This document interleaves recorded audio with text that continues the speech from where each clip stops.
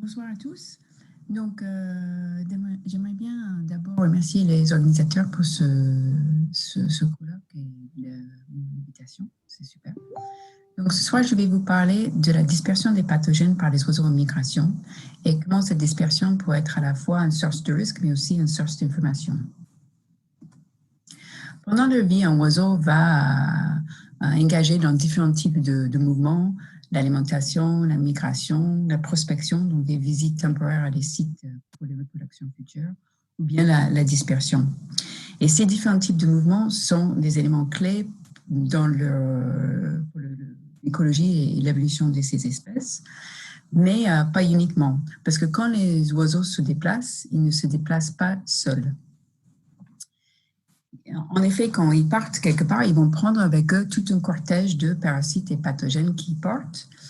Et on sait que chez les oiseaux en général, il y a une diversité importante de ces organismes. Ça peut inclure des microparasites, donc des virus, des bactéries ou des protozoaires, des helminths comme les cestodes ou des nématodes, ou bien des ectoparasites, des tiques, des puces, des poux, etc. On sait aussi que les oiseaux des espèces migratrices portent une diversité plus importante de ces parasites et pathogènes. Par exemple, ici, vous voyez le résultat d'une méta-analyse où ils ont regardé la richesse spécifique des nématodes chez des espèces migratoires et sédentaires. Et on voit bien que les espèces migratoires, elles ont tendance d'avoir une plus forte richesse spécifique de parasites que les autres espèces. Les oiseaux, par définition, les parasites, par définition, ils ont un effet négatif sur leurs hôtes.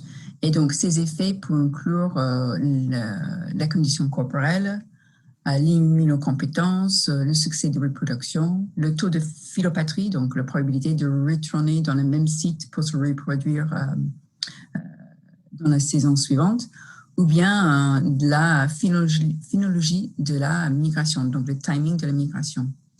Et c'est souvent difficile de démêler l'impact des parasites d'autres facteurs de l'environnement sans les études expérimentales. Mais juste pour vous donner un exemple, ici vous voyez une étude qui a été menée en Slovaquie sur les guêpes d'Europe où les chercheurs ils ont manipulé deux espèces de poux broyeurs sur ces oiseaux pour avoir des oiseaux où étaient libres de parasites, d'autres où ils avaient plus de parasites, et un groupe contrôle où ils ont enlevé les parasites et les ont remis. Et après avoir contrôlé pour les autres facteurs qui peuvent affecter leur condition corporelle, ils ont bien vu que la perte du poids était directement liée à l'infestation par ces parasites, donc probablement dû aux dommages faits aux plumes et les problèmes de thermorégulation. Donc, pour les parasites, la migration, c'est vraiment un élément clé pour leur transmission et leur dissémination. Par exemple, les parasites qui sont pris dans les zones de reproduction sur les oiseaux peuvent être amenés et transmis dans les zones de stopover ou d'hivernage lors de la migration d'automne ou bien encore pendant la migration du printemps.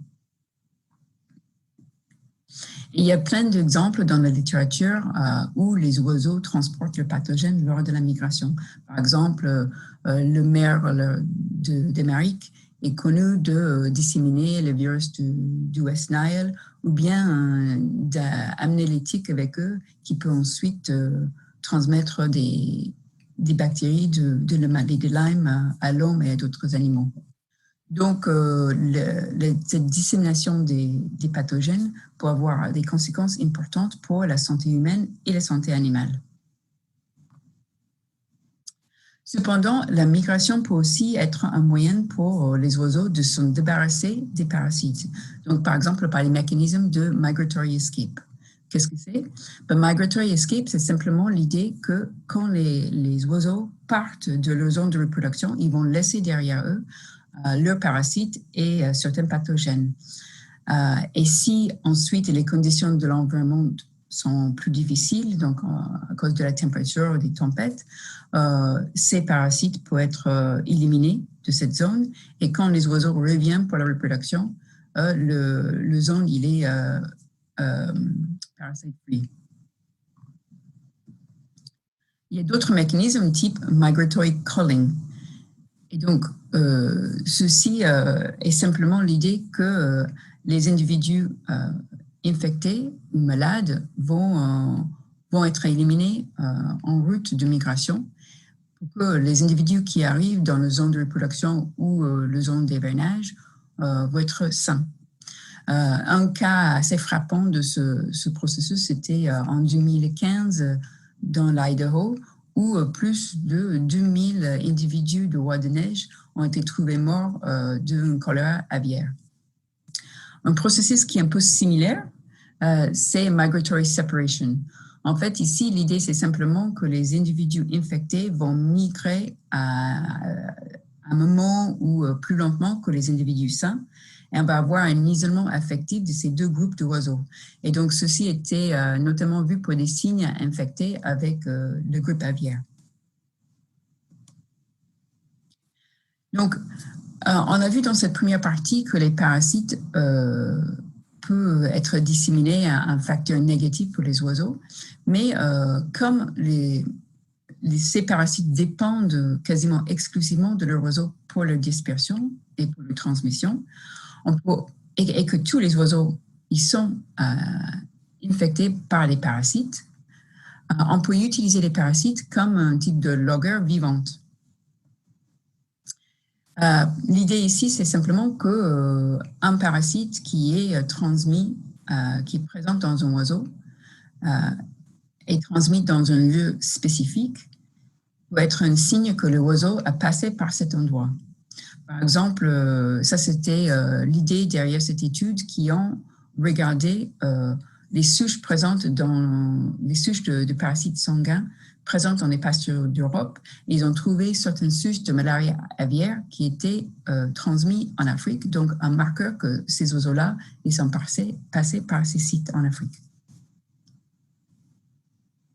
Donc, juste pour vous donner un autre exemple de mes propres travaux, nous, on travaille sur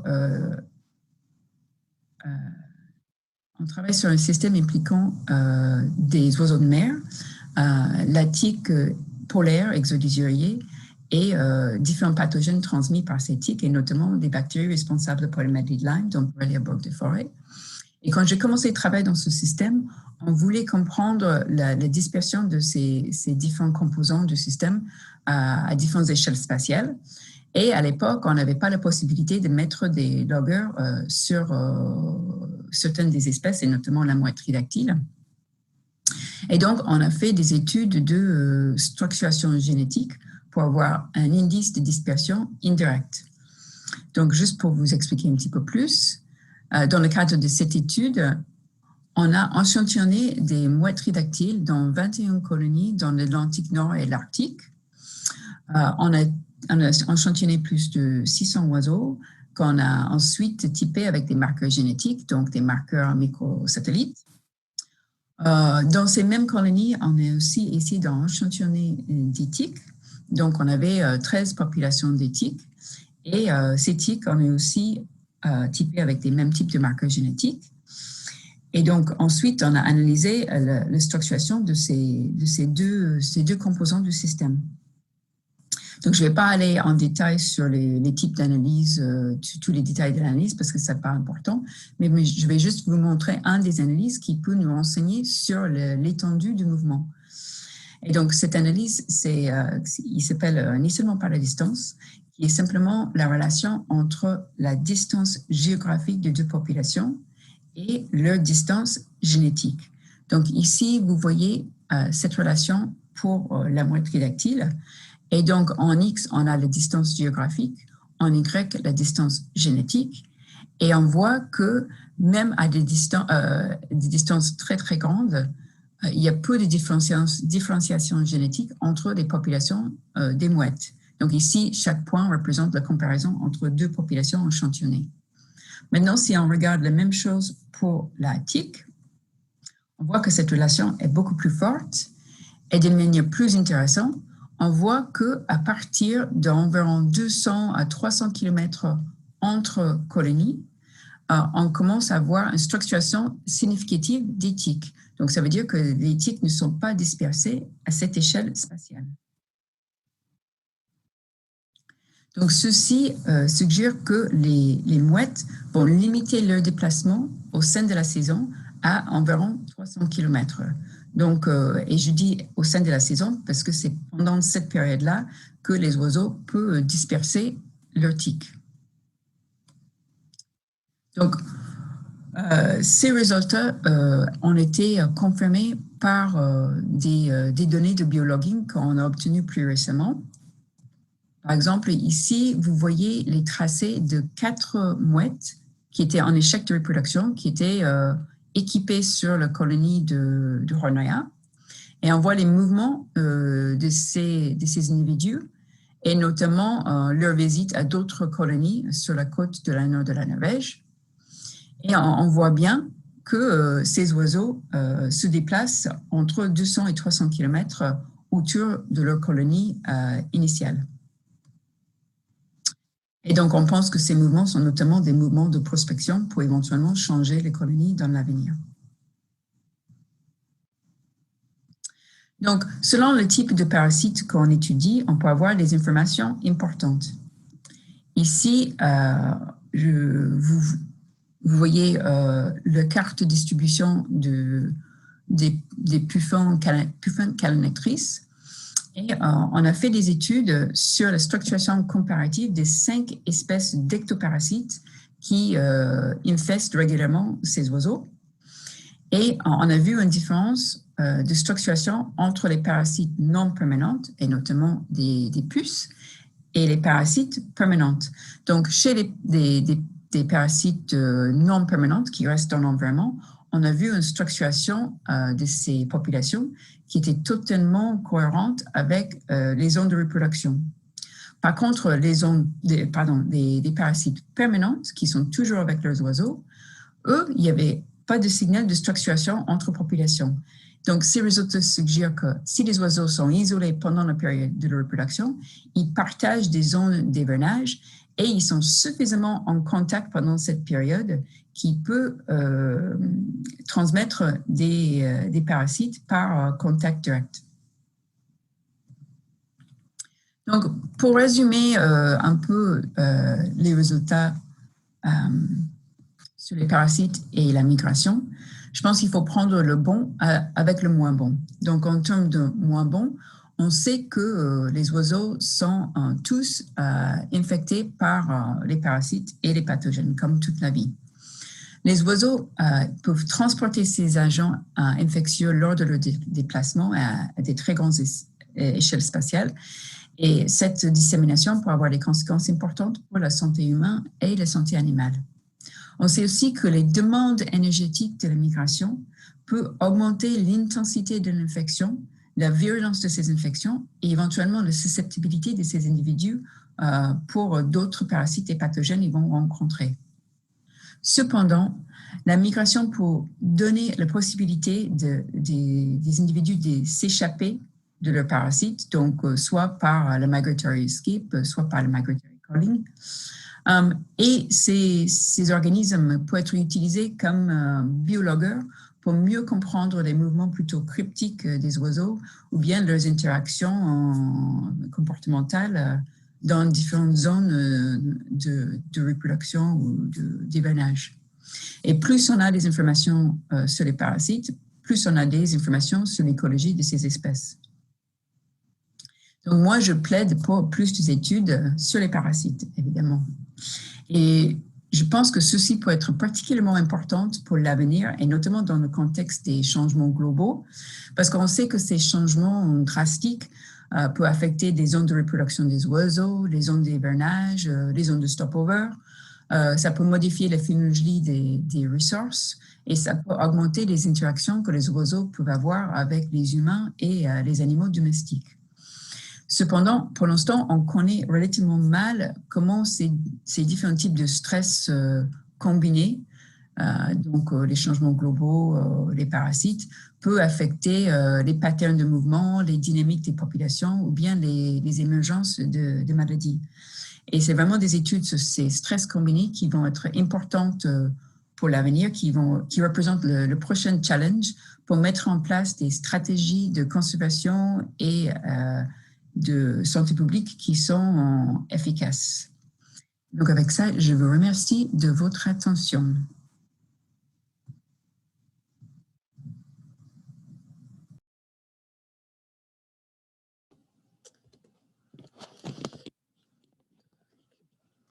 Merci beaucoup, Karen. Tu m'entends? Oui, très bien. Très instructif.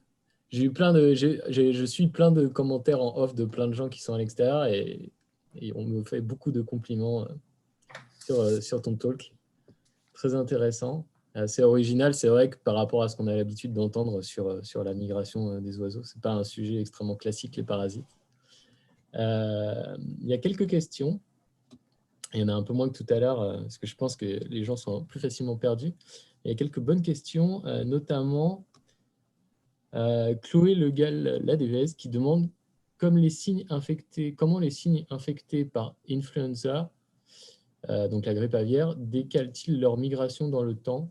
Non, pardon, je refais la question, j'ai mal lu.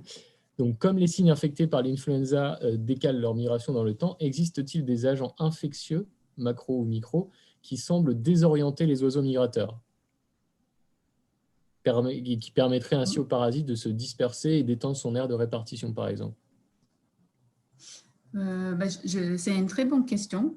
Donc, désorienter, ça dépend si c'est une stratégie du parasite ou c'est simplement un effet de l'infection. Donc, par exemple, il y a sûrement plein de parasites, on sait chez d'autres espèces, qui vont avoir un effet sur la capacité de l'individu de bouger, de réfléchir, etc. On peut pas, par exemple, il y a des nématodes qui se perdent, qui vont désorienter des orignaux, etc. Mais ce n'est pas vraiment une stratégie de transmission dans ces cas-là, mais plutôt un effet de l'infection. Par contre, il y a d'autres parasites qui peuvent utiliser justement cette manipulation du comportement pour se transmettre.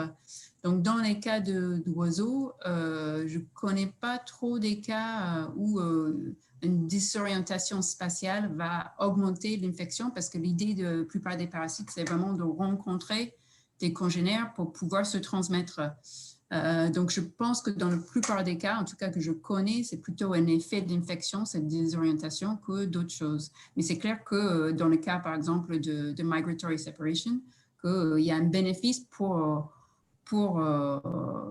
l'espèce. Bon, c'est pas pour l'individu, évidemment. L'individu, il est éliminé. Mais au moins, des autres individus sont écartés de l'infection. Donc, c'est pas une stratégie du parasite. Ok. Ensuite, on a Laetitia Vibert qui demande, dans le cas du migratory escape, le changement climatique ne risque-t-il pas de permettre à certains pathogènes ou parasites de survivre dans les zones d'hivernage? Oui, donc tout à fait. Donc, on voit par exemple ce type d'effet avec les tiques, notamment. En Europe et en Amérique du Nord, on a des tiques qui sont en pleine expansion vers le nord parce que les oiseaux portent souvent des tiques pendant la migration du site d'hivernage vers le site de reproduction. Et normalement, ou dans le passé, ces tiques pendant l'hiver ont été éliminées de ces zones. Et donc, il n'y avait pas d'éthique établie pour transmettre localement ou pour infester les individus pendant la période de la reproduction. Par contre, avec des hivers beaucoup plus doux, on voit que les tiques commencent à s'établir et donc commencent à être un problème à la fois pour les animaux et aussi pour l'homme dans ces zones. Ensuite, j'ai Hugo Herpin qui demande, est-ce que les espèces qui se regroupent en grand nombre d'individus attrapent plus de parasites que les espèces plus solitaires? C'est une très bonne question. Je dirais oui, mais je n'ai pas une étude de citer précisément. Mon expérience, c'est surtout avec les oiseaux marins. Et donc, c'est clair qu'il y a une diversité, et notamment d'ectoparasites qu'on a déjà quantifiés, qui sont assez importantes. Et quand on a des individus qui sont plus isolés, cette intensité d'infection est plus faible. Donc, c'est un coup de se regrouper, un coup de l'agrégation. Ok. J'ai Françoise Hénin qui demande est-ce qu'il existe des études sur la malaria des passereaux européens? Et si oui, est-ce que tu as une idée des incidences sur les populations européennes de la malaria aviaire? Oui, il y a pas mal d'études sur la malaria aviaire. Il est assez présente dans les zones où il y a des moustiques notamment. Je ne peux pas vous citer des incidences de la prévalence exactement, mais il y a pas mal des équipes en Europe qui regardent à la fois la diversité de ces espèces chez les passereaux, leur spécificité, est-ce qu'ils sont tous partagés ou pas, et leur impact sur les oiseaux, donc qui est plus ou moins variable. Ok. Ensuite, j'ai Olivier Briand qui demande participez-vous à des réseaux de surveillance sanitaire? Oui. Donc, moi, je travaille à la fois chez les tiques d'oiseaux de mer, mais aussi sur les tiques de forêt. Et donc, dans ce cadre-là, on travaille avec différents groupes en France et notamment à ANSES pour pouvoir faire un inventoire des présences des tiques et aussi les présences des agents infectieux chez ces tiques. Pour les oiseaux de mer, il y a, je dirais, on ne se préoccupe pas trop de ces choses pour l'instant, mais ça démarre. Donc, on essaie notamment de faire un inventoire de quelles sont des différentes espèces de parasites et des pathogènes qui sont présentes chez ces oiseaux. Et est-ce que ça peut être une risque sanitaire pour l'homme et pour les animaux de compagnie? On trouve, par exemple, je travaille avec des gens de la Tour de Valas où on travaille sur les goélands leucophées. Et l'équipe à la Tour de Valas a fait en combinaison avec des gens de mon laboratoire, ils ont fait des analyses sur la présence des bactéries pathogènes chez les goélands. Et ils ont trouvé notamment beaucoup de diversité de bactéries pathogènes et notamment des bactéries qui sont résistantes aux antibiotiques. Et donc qui peut être notamment retransmis vers l'homme. Donc la présence, par exemple, des goélandes en ville peut être préoccupante. Okay. J'ai Maxime Zucca qui me précise que pour lui, il y a une grosse prévalence sur les moineaux à Londres, au-delà de 70% pour la malaria aviaire. Christophe de Franceschi qui ajoute qu'il y a des populations de mésanges qui sont infectées à 90% aussi. Donc, effectivement, assez répandu. On va prendre une dernière question. La dernière, c'est où se fixent principalement les parasites sur l'oiseau? Alors, j'imagine que ça dépend beaucoup des parasites, mais comme tu travailles sur les tiques. Oui. Donc, je pense que ça dépend de si c'est des adultes ou des poussins. Donc, quand on parle des adultes, souvent, des tiques, par exemple, on va les trouver autour de la tête. C'est là où l'oiseau ne peut pas se nettoyer. Donc, ça, c'est assez facile. Pour des puces, je pense que c'est la même chose.